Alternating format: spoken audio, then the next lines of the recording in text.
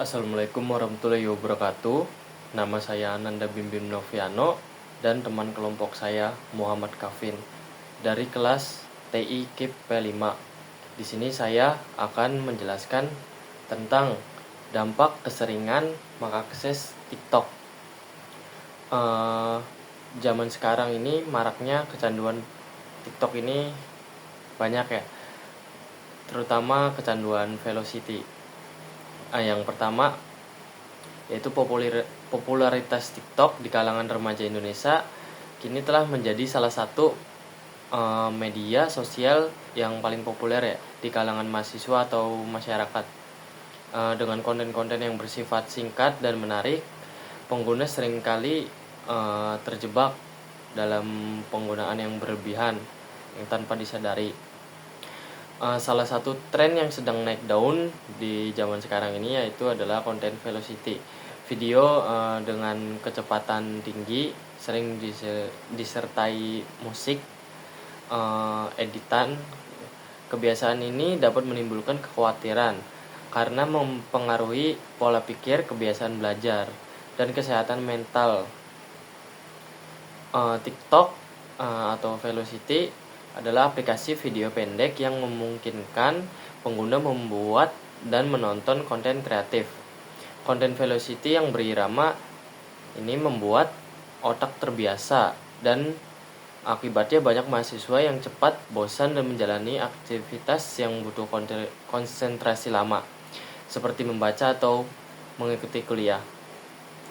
Faktor penyebab kecanduan dari TikTok ini, mahasiswa mudah kecanduan konten ini karena sifatnya yang adiktif. Algoritma TikTok menyajikan konten sesuai minat, mendorong penggunanya terus mengalir. Tekanan sosial dan keinginan yang selalu update juga membuat mahasiswa sering membuka aplikasi bahkan saat belajar atau di kelas.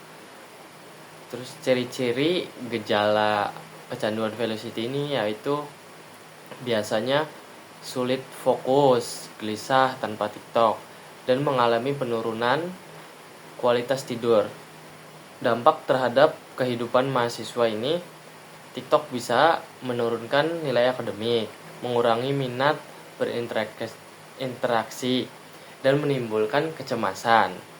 Mahasiswa jadi lebih memilih hiburan instan dan menyendiri dengan ponsel daripada belajar atau bersosialisasi. Oke, lanjut ke materi berikutnya, itu ada dampak psikologis dan sosial. Seseorang yang kecanduan TikTok dan konten velocity itu biasanya terkena mentalnya. Dia jadi kurang puas terhadap dunia nyata. Dia juga gampang mengalami stres, gangguan tidur dan segalanya. Secara sosial mereka juga kurang peka terhadap lingkungan sekitar karena dia selalu fokus kepada dunia digitalnya. Lanjut, materi berikutnya ada studi kasus atau fakta lapangan. Dalam sebuah survei kecil terhadap 30 mahasiswa, ditemukan bahwa rata-rata responden menggunakan TikTok adalah sekitar 5 kali per hari dengan total waktu penggunaan sekitar 2 jam per hari. Berikut tabelnya, berapa lama Anda menghabiskan waktu di TikTok setiap hari itu. 26% kurang dari 30 menit, 30 menit sampai 1 jam ada 20% responden, 1 sampai 2 jam ada 13%, 2,3 jam ada 20 responden, dan lebih dari 3 jam ada 20 responden. Berikutnya juga sama, berapa sering Anda menggunakan TikTok. Bisa dilihat di bawah ini yang ditampilkan. Oke, jadi solusi dan upaya pencegahannya itu apa? Untuk mengatasi kecanduan TikTok, mahasiswa perlu menyadari pentingnya membatasi waktu penggunaan, bantuan aplikasi pembatas layar, dan mengganti kebiasaan dengan aktivitas seperti membaca, olahraga, atau diskusi kelompok bisa sangat membantu. Dosen dan orang tua juga memiliki peran penting dalam memberikan edukasi mengenai dampak negatif konten velocity secara konsisten.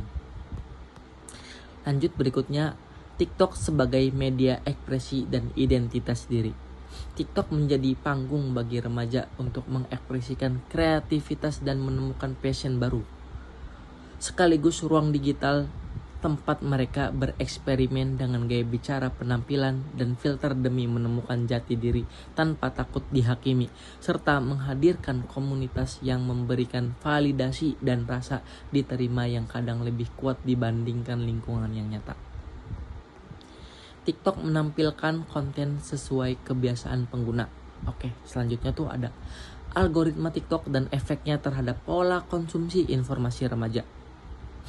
Jadi TikTok tuh menampilkan konten sesuai kebiasaan pengguna, sehingga remaja lebih sering melihat apa yang disukai daripada yang dibutuhkan.